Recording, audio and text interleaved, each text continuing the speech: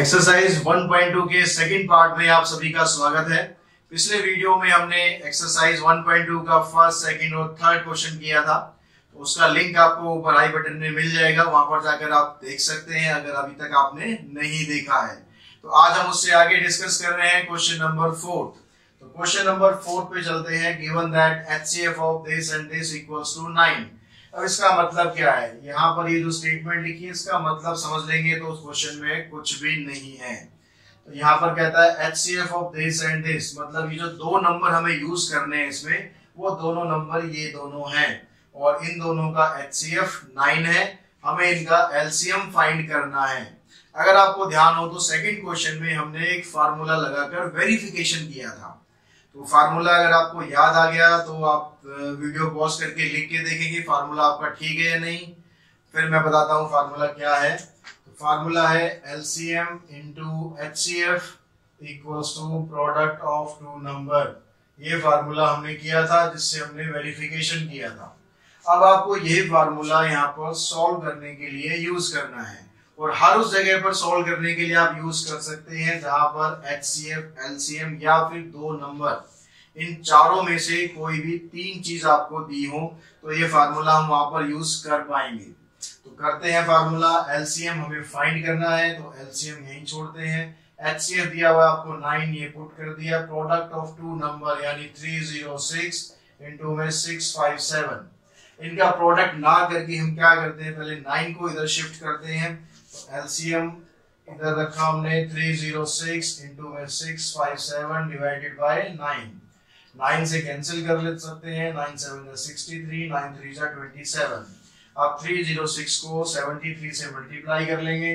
Multiply करते ही आपका answer आपके पास आ जाएगा 7 3 21, 8 3 3 2 2। तो LCM आ गया आपके पास इसका 2 2 3 3 8।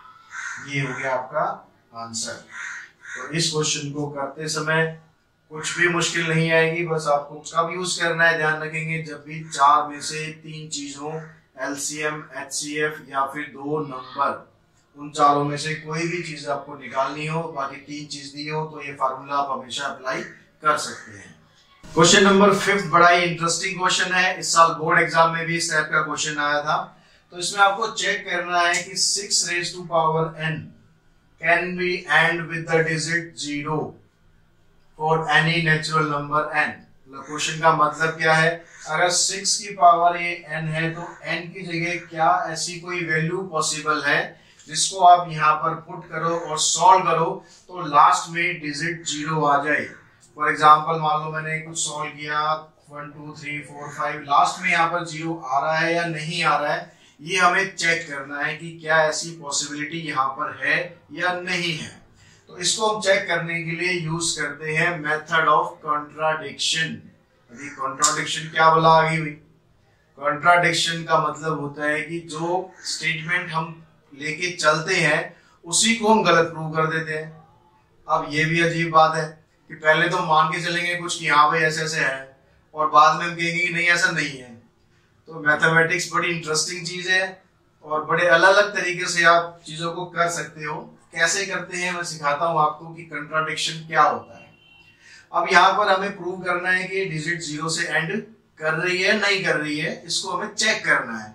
तो हम क्या करते हैं, यहाँ पर हम मान के चल लेते हैं कि 0 से एंड करती है। क्यों मान रहे हैं? क्योंकि 0 से अगर कोई टर्म एंड करती है, मान लो ये वाली टर्म 0 से एंड करती है, तो हमें यहाँ पर कुछ इंफॉर्मेशन मिल जाएगी। क्या इंफॉर्मेशन मिल जाएगी कि यहाँ पर अगर 0 है तो ये 2 से और 5 से दोनों से डिविजिबल जरूर होगा नंबर, बाकी किसी से डिवाइड हो या ना हो। अगर आपने डिविजिबिलिटी टेस्ट अच्छी तरह पढ़े हैं कि नहीं पढ़े हैं? नहीं पढ़े हैं तो कोई बात नहीं, उसके लिए भी मैं एक वीडियो बनाने वाला हूँ। इसमें डिविजिबिलिटी आपको सबकी बताऊंगा, कौन सा नंबर किससे कैसे डिवाइड हो सकता है। पर फिलहाल आप यहाँ पर इतना समझ लो, अगर लास्ट में 0 है तो वो 2 से और 5 से, इन दो से जरूर डिवाइड होगा, बाकी किसी से हो या ना हो कोई दिक्कत नहीं। तो हमने मान लिया कि late 6 raised to power n can be end with 0। 0 से एंड ये होगा, हमने मान लिया।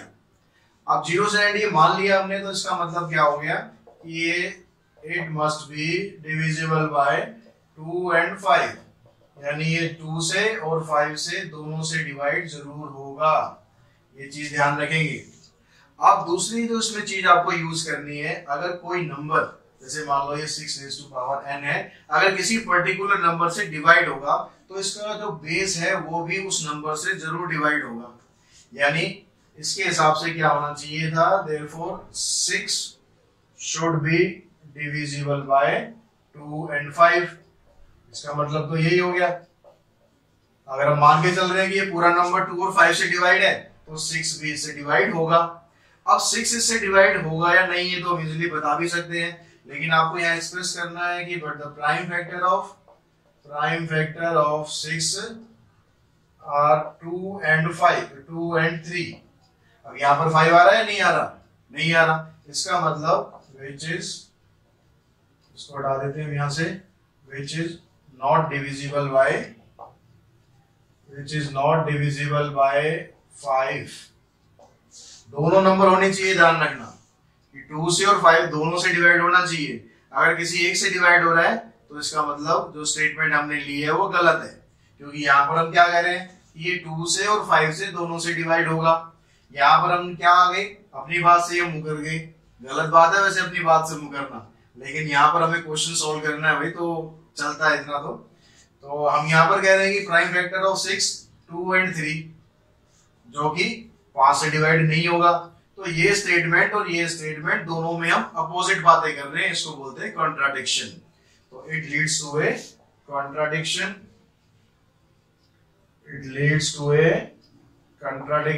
अगर कंट्राडिक्शन आ गया तो जो हमने माना था वो गलत है। हमने माना क्या था, हमने माना था कि भाई 6 की पावर n 0 से एंड होगी, तो ये हम गलत प्रूव कर रहे हैं। इसका मतलब 6 raised to power n can not be and with 0। तो भैया यहाँ पर हम अपनी बात से पूरी तरह से मुकर चुके हैं। जो हमने स्टार्टिंग में कहा था कि ये 0 से एंड होगा, हम लास्ट में आके अब कह रहे हैं कि भाई नहीं होगा, 0 से एंड नहीं होगा। तो इसको बोला जाता है मैथ्स में मेथड ऑफ कंट्राडिक्शन। असली लाइफ में ये चीजें मत करना, जो बात बोल दी, लेकिन मैथमेटिक्स में चल जाएगा। क्वेश्चन नंबर 6 में जैसा आप देख रहे हैं, आपको यहाँ पर एक्सप्लेन करना है कि why this and this are composite number. बड़ा इंटरेस्टिंग क्वेश्चन है और बड़ा इजी क्वेश्चन है, और अच्छी बात यह है कि बोर्ड एग्जाम में भी अक्सर आता रहता है। तो यहाँ पर जैसे आप ये नंबर देख रहे हैं, ये नंबर देख रहे हैं, ये अलग क्वेश्चन है, वो अलग क्वेश्चन है, दोनों अलग अलग है। तो दोनों को मिक्स नहीं कर रहे हैं, हम इसको अलग लेके चलते हैं। यहाँ पर एक टर्म हो रही है +13 एंड दिस। तो अब आप दोनों अगर टर्म को ऑब्जर्व करो, पहले हम एक अलग लिख लेते हैं इधर, ताकि आपको विजुलाइज करने में आसानी रहे। पहले हम इसी को सॉल्व करते हैं। अब यहाँ पर आप देख रहे हैं कि जो मल्टीप्लीकेशन में 3 आपको प्राइम फैक्टर दिए हुए हैं, वही उनमें से ही कोई एक नंबर, जरूरी है कि यहाँ पर प्राइम ही हो, कुछ भी हो सकते हैं, लेकिन उन्हीं में से कोई एक नंबर आपको यहाँ पर दिया हुआ होगा। मोस्टली केसेस में ऐसा ही होता है। अब आपको ये चेक करना है कि ये कंपोजिट है या नहीं। अब कंपोजिट तो पता है कि नहीं पता है, कंपोजिट नंबर जिसके 2 से ज्यादा फैक्टर होते हैं उसको बोलते हैं हम कंपोजिट। तो इसके लिए अब आपको ये नहीं करना कि इसको पूरे को हम मल्टीप्लाई करने बैठ जाओ, नहीं।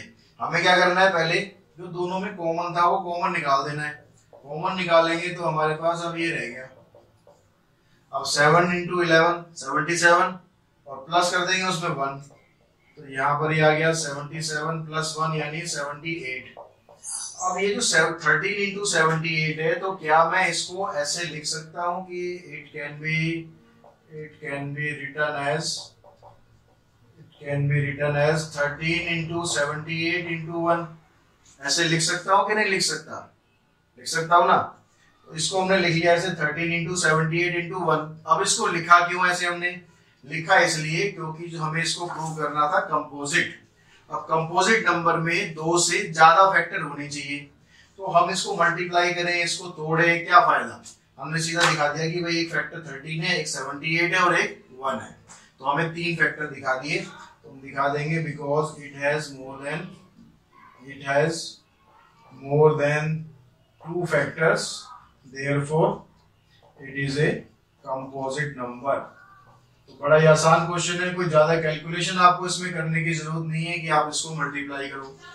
उसको भी लेके देखते हैं हम वहां पर क्या क्या है, इसको भी देख के भाई क्या आ रहा है इसके अंदर। तो यहाँ पर आप देख रहे हो तो यहाँ पर 5 जो है वो दोनों में यहाँ कॉमन है, तो सेम प्रोसेस आपको अप्लाई करना है, 5 कॉमन निकाल देना है।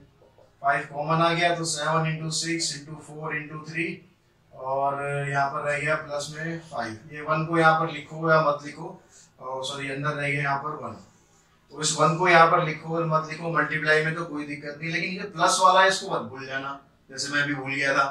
तो यहाँ पर आपको +1 जरूर लिखना है। अब यहाँ अंदर आ गया आपके पास 7 6 जा 42, 42 इंटू में 12, 42 को 12 से मल्टीप्लाई कर लेते हैं, 12 2 जा 24, 12 4 जा 48, 48 प्लस 2 50 एंड प्लस 1, तो ये हो गया जी 5 इंटू में 505। अब क्यों इसको मल्टीप्लाई के चक्कर में पड़े, क्यों इसके फैक्टर करें, इसको भी हम क्या करते हैं, ये लाइन यहाँ पर लिखेंगे और इसको हम ऐसे लिख देंगे 505 इंटू में 1। तो यहाँ भी आपके पास देख रहे हो इजिली 2 से ज्यादा फैक्टर आपने दिखा दिए। अब 2 से ज्यादा फैक्टर हो गए तो फिर आप क्या करोगे, यहाँ पर ये लाइन लिख के दिखा दो और यहाँ पर ये लाइन लिख के दिखा दो, बस खत्म कहानी। It has more than 2 factor, therefore it is a composite number। तो बड़े आराम से आप कंपोजिट नंबर शो कर सकते हो। क्वेश्चन नंबर 7, थोड़ा उसकी स्टेटमेंट बड़ी है तो यहाँ बोर्ड पे ना लिख के आपको यहाँ स्क्रीन पर दिखाई दे रहा होगा कि क्वेश्चन नंबर 7 में क्या है।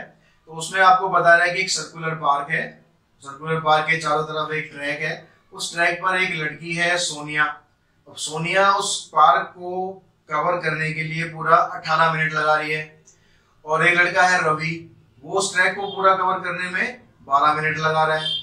अब दोनों रवि और सोनिया सुबह सुबह आते हैं या शाम को आते हैं, कभी भी आते हैं वॉक करने, हमें कोई उससे मतलब नहीं।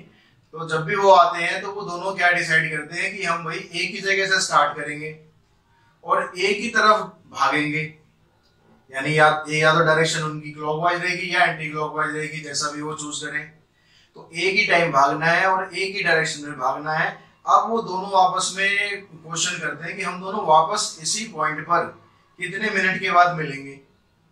अब दोनों थोड़ा कंफ्यूज हो जाते हैं कि भाई दोनों के दोनों हम भागेंगे एक तरफ, एक ही डायरेक्शन में भाग रहे हैं, एक 12 मिनट में चक्कर लगा देगा, एक 18 मिनट में लगा देगा, तो दोनों दोबारा उसी पॉइंट पर कितने मिनट के बाद आएंगे। तो उन दोनों की ये प्रॉब्लम हमें मिलकर सोल्व करनी है। अब इसको अगर आप देखो तो एक पहेली भी बन जाती है, तो उस पहेली की तरह सॉल्व करेंगे, लेकिन अब यहाँ पर हम मैथ कर रहे हैं तो हमें यहाँ पर दिखाना भी पड़ेगा बोर्ड पे कि हम सॉल्व कैसे कर रहे हैं। तो बड़ा आसान तरीका है, मैं दोनों तरीके बताता हूँ आपको। अगर पहेली भी आप कर रहे हो तो जैसे रवि है, रवि ले रहा 12 मिनट, तो अगला चक्कर उसका पूरा होगा 24 मिनट, उसका अगला चक्कर फिर पूरा होगा 36 मिनट, यानी 36 मिनट में वो 3 चक्कर पूरा करके वापस वहीं पर आ गया।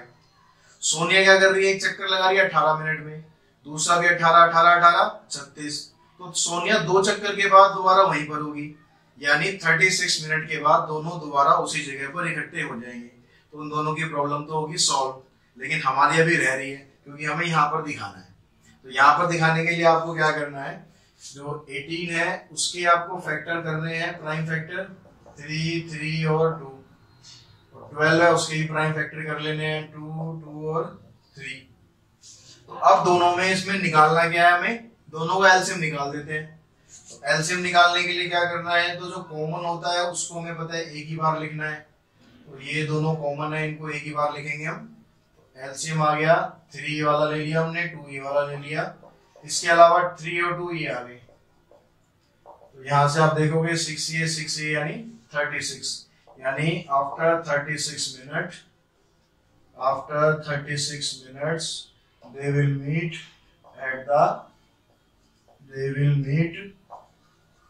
at the same point। तो जो स्टेटमेंट वाले क्वेश्चन होते हैं उसमें आपको लास्ट में स्टेटमेंट में ही आंसर ध्यान रखना है, ये चीज ध्यान रखें। ऐसा नहीं कि 36 निकाला, ये हो गया हमारा काम, क्वेश्चन सॉल्व, नंबर दे दो, ऐसे नंबर नहीं मिलेंगे। स्टेटमेंट वाले क्वेश्चन में स्टेटमेंट में ही आपको आंसर देना है, तभी आपको पूरे नंबर इसके मिलेंगे। तो उम्मीद है आपको ये एक्सरसाइज अच्छी तरह समझ में आ गई होगी। अगर समझ में आ गई होगी तो मुझे आगे कहने की जरूरत है नहीं, फिर भी एक बार कह देता हूँ कि शेयर करो वीडियो को, ज्यादा से ज्यादा लोगों को दिखाओ, चैनल को सब्सक्राइब कराओ। Thanks to all of you.